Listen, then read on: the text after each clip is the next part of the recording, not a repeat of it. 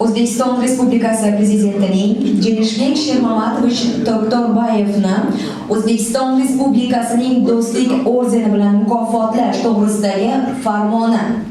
O'zbekiston Respublikasi va Qirg'iz Respublikasi o'rtasidagi keng qamrovli hamkorlik va yaxshi qo'shnichilik munosabatlarini rivojlantirish, ikki mamlakat hududiy birliklari aholisining o'zaro hamjihatligi, ijtimoiy, iqtisodiy va madaniy gumanitar aloqalarni kengaytirish borasidagi katta xizmatlari, xususan buyuk shoir va mutafakkir, adolat va ezgulik kuychisi Alisher Navoiyning muborak siymosiga munosib hurmat-ehtirom ko'rsatib, O'sh shahridagi ko'chaga ushbu ulug' ajdodimiz nomini berish hamda uning haykalini o'rnatish tashabbusini ilgari surgan O'zbekiston va Qirg'iziston xalqlari o'rtasidagi azaliy do'stlik va totuvlikni mustahkamlash ishlariga qo'shgan salmoqli hissasi uchun Qirg'iz Respublikasining O'sh shahri meri Jenishbek Shermatovich Toktorbayev O'zbekiston Respublikasining Do'stlik ordeni bilan mukofotlansin.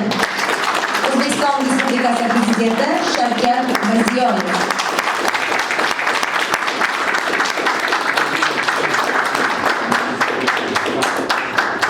Mehmonlar, hurmatli Azizbek Ahmadovich,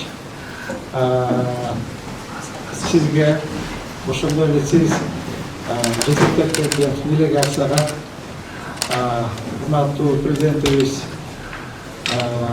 Mirziyoyev Shavkat Miromonovich chin dilimdan rahatchilik qilgan. Biz janob prezident aytib ketdi.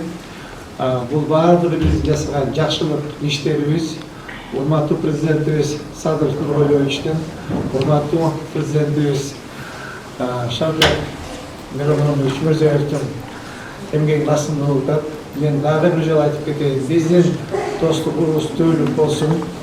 Biz arada bir turgan eşmiz, bizde hiç kaçan bölünmeyiz. Kırgız bilen Özbek bir turgan kal, bizim yaxşılığımız, çamanlığımız arada birge.